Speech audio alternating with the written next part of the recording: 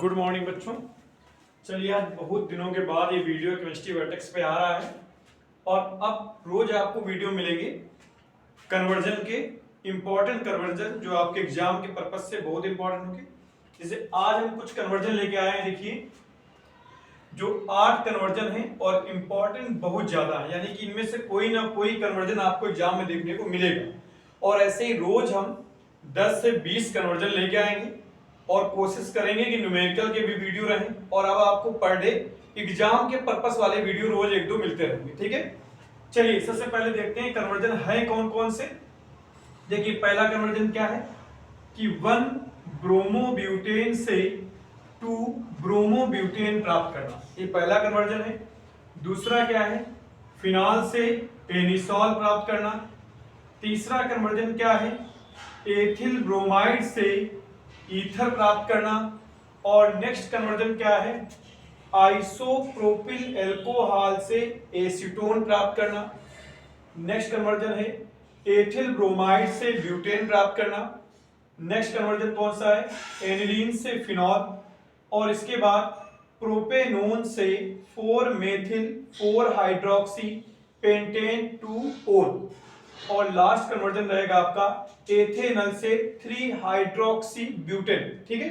चलिए अब हम लोग एक एक कन्वर्जन पर बारी बारी से चर्चा करते हैं। सबसे पहला कन्वर्जन देखिए मैंने टिक कर लिया है, आप दूर से समझ पा रहे होंगे, 1 ब्रोमोब्यूटेन से 2 ब्रोमोब्यूटेन। अब ये एक स्टेप में होने वाली रिएक्शन नहीं है, इसको हम लोग 2 स्टेप में करेंगे और हम आपको रिएक्शन का नाम भी बताएंगे, कौन सा नियम लग रहा है, सब कुछ एक्सप्लेन करते हुए चलेंगे। तो पहले देख लेते हैं कि 1 ब्रोमोब्यूटेन होता क्या है।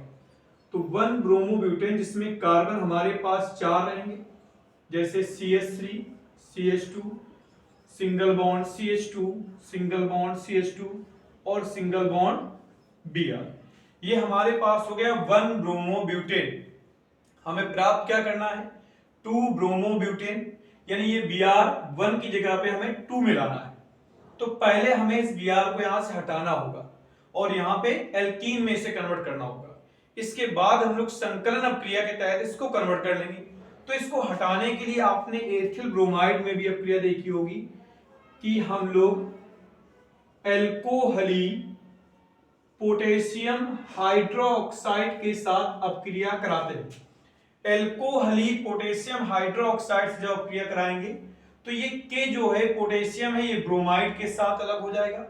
हाइड्रोक्साइड ये जो है ये इससे एक H ले लेगा, यानी हमें क्या क्या प्राप्त हो जाएगा, पोटेशियम ब्रोमाइड KBr और H2O प्लस। अब जब यहां से Br निकल गया और यहां से H, तो इसकी बॉन्डिंग पूरी करने के लिए यहां पे क्या आ गया, एल्कीन, यानी यहां पे क्या आ जाएगा, डबल बॉन्ड। तो यहां हम इसको लिखेंगे, नीचे यहां लिख दे रहे हैं, ये हो जाएगा CH3 single bond CH2 single bond CH double bond CH2। ये हमारा पहला स्टेप कंप्लीट हो गया। पहले स्टेप में देखिए हमने Br को हटाया है, अब हमें वापस Br को जोड़ना है, लेकिन किस नियम के तहत, मार्कोनी-कॉफ नियम के तहत। तो हम लोग इसको दोबारा उठाएंगे, CH3 CH2 CH double bond CH2 और प्लस रिएक्शन हम कराएंगे हाइड्रोजन ब्रोमाइड से, और आप यहां लिख सकते हैं मार्कोनी-कॉफ के नियम के अनुसार। अब मार्कोनी-कॉफ का नियम क्या था, तो मार्कोनी-कॉफ ने बताया था कि जब भी एल्कीन की किसी हाइड्रोजन हाइलाइड से हम अपक्रिया कराएंगे तो उसका जो ऋणात्मक भाग होगा, यानी जो हाइलाइड भाग होगा, वो हमेशा उस कार्बन से जुड़ेगा जिस कार्बन के पास हाइड्रोजन कम होंगे। जैसे यहाँ डबल बॉन्ड हटेगा तो जुड़ना तो इन्हीं दोनों में है, इन किसमें H और किसमें Br जुड़ेगा, इसकी व्याख्या मार्कोनी-कॉफ ने की थी। तो उन्होंने बताया था कि जो Br है वो किससे जुड़ेगा, कम हाइड्रोजन वाले कार्बन से, और H किससे जुड़ेगा, जिसके पास हाइड्रोजन ज्यादा होंगे। तो Br हमारा आ जाएगा 2 नंबर पे और H आ जाएगा 1 नंबर पे। तो हमें प्राप्त हो जाएगा CH3 single bond CH2 single bond CH single bond Br single bond CH3। तो हमारा देखिए 1 ब्रोमोब्यूटेन से 2 ब्रोमोब्यूटेन प्राप्त हो गया है। लेकिन क्वेश्चन कई बार उल्टा भी पूछ देता है, वो ये भी कह सकता है कि 2 ब्रोमोब्यूटेन से 1 ब्रोमोब्यूटेन बनाओ। तो आपको पहली रिएक्शन यही करनी है, एल्कोहलिक के वजह से, क्योंकि पहले आपको यहां से Br हटाना ही पड़ेगा। जब ये एल्कीन में कन्वर्ट हो जाएगा तो एक और नियम होता है जिसको हम बोलते हैं सेट-जेफ का नियम, या उसको हम कहते हैं एंटी मार्कोनिकॉफ का नियम। उसमें अगर हम परऑक्साइड की उपस्थिति ले लें तो यही नियम उल्टा हो जाता है, यानी उस कंडीशन में फिर Br या हाइलाइट जो होगा वो उस कार्बन से जुड़ेगा जिसके पास हाइड्रोजन ज्यादा होगी। ठीक है, फिलहाल वो दूसरी बात है, हमने आपको समझा दिया है। अब आप ये कन्वर्जन नोट कर लें, फिर हम इसको मिटा के दूसरे कन्वर्जन की ओर चले।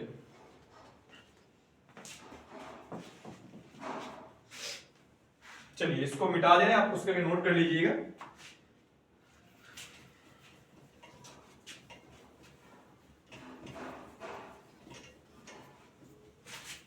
चलिए अब देखते हैं अगला कन्वर्जन क्या है। तो कह रहा है कि फिनॉल से हमें क्या प्राप्त करना है, एनिसॉल। तो फिनॉल का फार्मूला क्या होता है, C6H5OH, और हमें इससे बनाना क्या है, एनिसॉल। तो एनिसॉल बनाने के लिए हमारे पास या तो सोडियम फिनॉक्साइड होना चाहिए और या फिर क्लोरोबेंजीन होना चाहिए। तो इसको हम सोडियम फिनॉक्साइड में आसानी से बदल सकते हैं, क्योंकि हम इसकी क्रिया किससे कराएंगे, पहले NaOH से। जैसे ही आप NaOH से क्रिया कराएंगे तो इससे OH, और चूंकि फिनॉल अम्लीय गुण दर्शाता है तो इससे H निकलेगा। ये H2O को आप अलग कर दीजिए, यहां पे C6H5O के साथ ये Na ज्वाइंट हो जाएगा, तो ये क्या प्राप्त हो जाएगा, C6H5O Na। अब हम इसको उठा के विलियमसन संश्लेषण क्रिया करा सकते हैं, यानी C6H5O Na की हम क्रिया करा देंगे CH3Br मेथिल ब्रोमाइड से। तो इसको हम बोलते हैं विलियमसन संश्लेषण क्रिया। यहां क्या होगा, Na के साथ जो Br है वो अलग हो जाएगा और CH3Na के स्थान पे ज्वाइंट हो जाएगा, तो यहां प्राप्त क्या हो जाएगा, C6H5OCH3, जिसको हम लोग बोलते हैं एनिसॉल। बहुत आसान है। विलियमसन संश्लेषण में जाने के लिए पहले हम लोगों ने फिनॉल से सोडियम हाइड्रोक्साइड क्रिया कराई ताकि सोडियम फिनॉक्साइड बन जाए। उसके बाद हम लोगों ने इसकी मेथिल ब्रोमाइड से यानी विलियमसन संश्लेषण क्रिया करा दी और हमें एनिसॉल प्राप्त हो गया। चलिए इसको पुश करके नोट कर लें, फिर हम लोग तीसरी रिएक्शन की ओर बढ़े।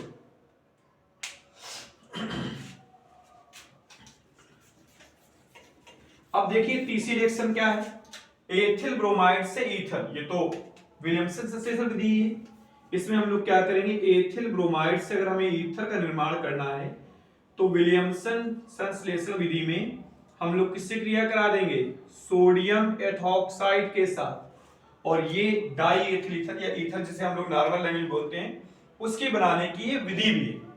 तो यहां पे क्या होगा, Na के साथ जो Br है वो यहां से रिप्लेस हो जाएगा और उसके स्थान पर C2H5 आ जाएगा। तो यहां हमें प्राप्त हो जाएगा C2H5O C2H5, जिसको हम बोलते हैं डाई एथिल ईथर। ठीक है, इसको पुश करके आप नोट कर लीजिए, फिर हम लोग अगले रिएक्शन की ओर चलें। चलिए हम इसको मिटा रहे हैं, जल्दी जल्दी करते जाइए क्योंकि रिएक्शन ज्यादा है।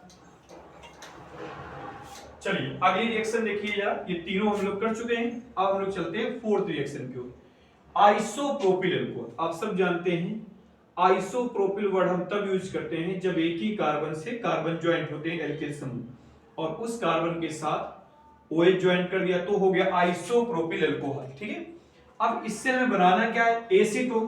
तो इससे एसीटोन बनाने के हमारे पास दो तरीके, एक तो हम इसका ऑक्सीकरण करा सकते हैं, क्योंकि ये 2 डिग्री अल्कोहल है, इसका ऑक्सीकरण एसीटोन में ही कन्वर्ट होगा, या हम इसको कॉपर की उपस्थिति में 300 डिग्री सेंटीग्रेड पर गर्म करके इसका विहाइड्रोजनीकरण करा सकते हैं।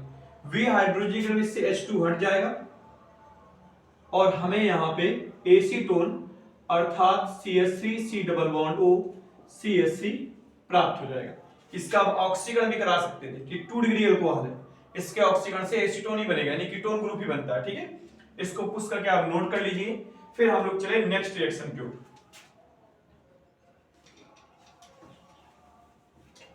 चलिए अगली रिएक्शन देखिए जरा 5 नंबर, क्या कह रहा है, एथिल ब्रोमाइड से ब्यूटेन।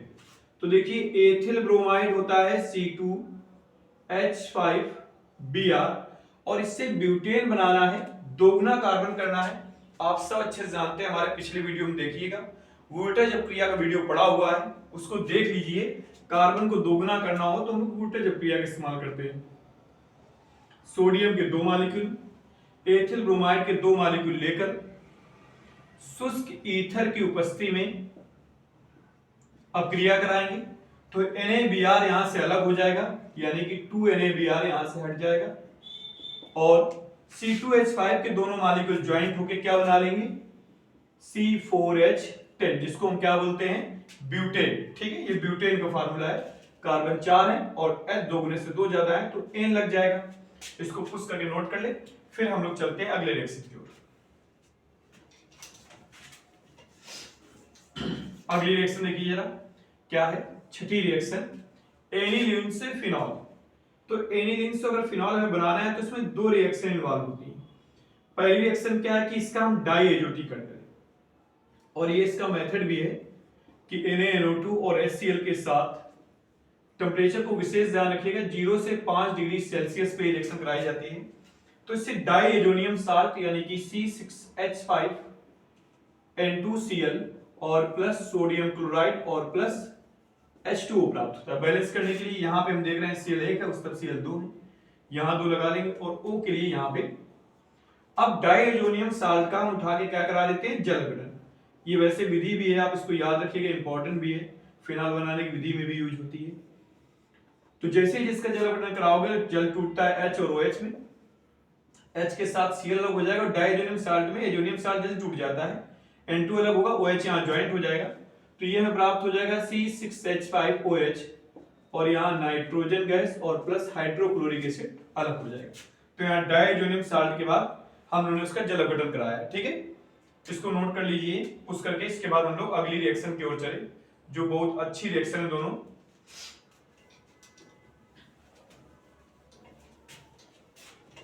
चलिए अगली रिएक्शन देखिए, क्या, प्रोपेनोन से 4 मेथिल 4 हाइड्रोक्सी पेंटेन 2 ऑन।